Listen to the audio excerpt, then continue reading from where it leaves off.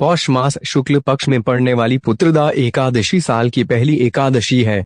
पुत्रदा एकादशी का व्रत नए साल में सोमवार 2 जनवरी 2023 को रखा जाएगा। पंचांग के अनुसार वैसे तो प्रत्येक माह में 2 बार एकादशी तिथि पड़ती है। इस तरह से पूरे साल में 24 और अधिक मास होने पर 26 एकादशी पड़ती है। सभी एकादशी व्रत के अलग अलग नाम और महत्व होते हैं, जो कि भगवान श्री हरि विष्णु की पूजा के लिए समर्पित होते हैं। लेकिन नए साल 2023 की पहली एकादशी कब और कौन सी पड़ रही है, आइए जानते हैं। नए साल 2023 में सोमवार 2 जनवरी 2023 को साल की पहली एकादशी पड़ेगी।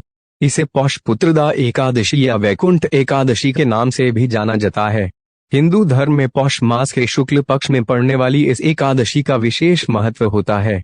कहा जाता है कि मात्र इस एकादशी के व्रत को करने से हजारों साल की तपस्या के समान फल की प्राप्ति होती है।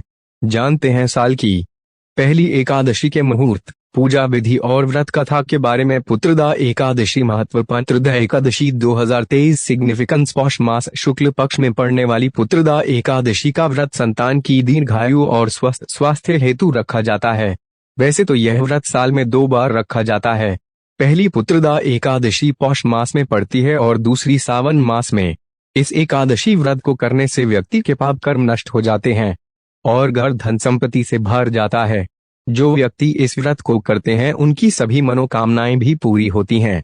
पौष पुत्रदा एकादशी तिथि व मुहूर्त। पौष पुत्रदा एकादशी 2023 पूजा मुहूर्त। पौष शुक्ल पक्ष एकादशी तिथि आरंभ रविवार 1 जनवरी 2023 शाम 7:12 से शुरू। पौष शुक्ल पक्ष एकादशी तिथि समाप्त सोमवार 2 जनवरी 2023 शाम 8:24 तक। पुत्रदा एकादशी व्रत का पारण मंगलवार 3 जनवरी 2023 सुबह 7:12 से 9:20 तक।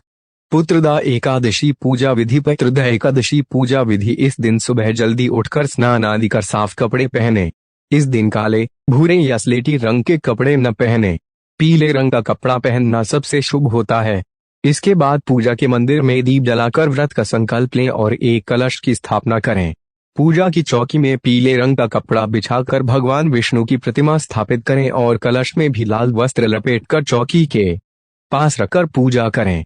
भगवान को फल फूल, नारियल, पान, सुपारी, लौंग, बेर, आंवला, नैवेद्य आदि अर्पित करें और इसके बाद धूप दीप दिखाएं और आरती करें। पूजा में पुत्रदा एकादशी की व्रत कथा जरूर पढ़ें या सुनें। अगले दिन यानी द्वादशी को सुबह पूजा पाठ करें और ब्राह्मणों को दान दक्षिणा देने के बाद ही व्रत का पारण करें। विधि पूर्वक इस तरह से पुत्रदा एकादशी के व्रत को करने से व्यक्ति तपस्वी, विद्वान और पुत्रवान होता है।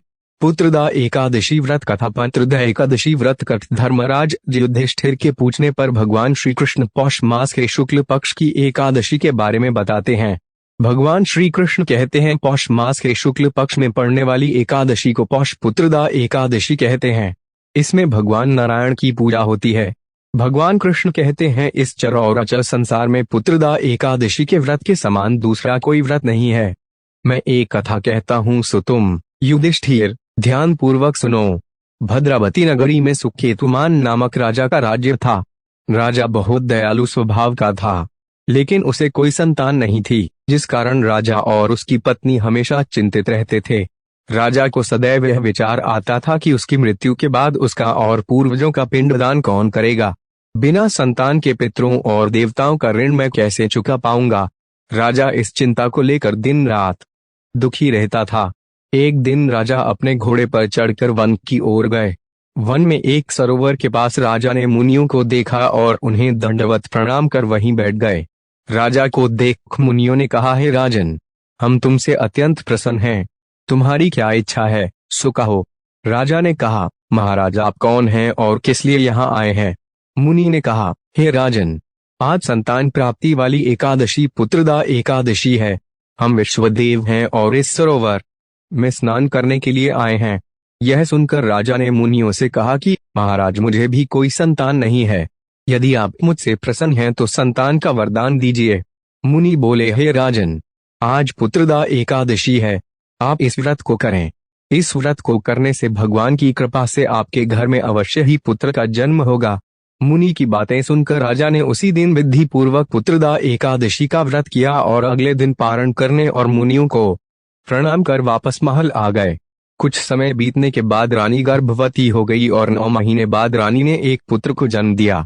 श्री कृष्ण युधिष्ठिर से बोले, हे राजन, संतान प्राप्ति के लिए पुत्रदा एकादशी का व्रत करना चाहिए। जो व्यक्ति व्रत रखकर इस महात्म्य कथा को पढ़ता या सुनता है उसे संतान की प्राप्ति होती है और अंत में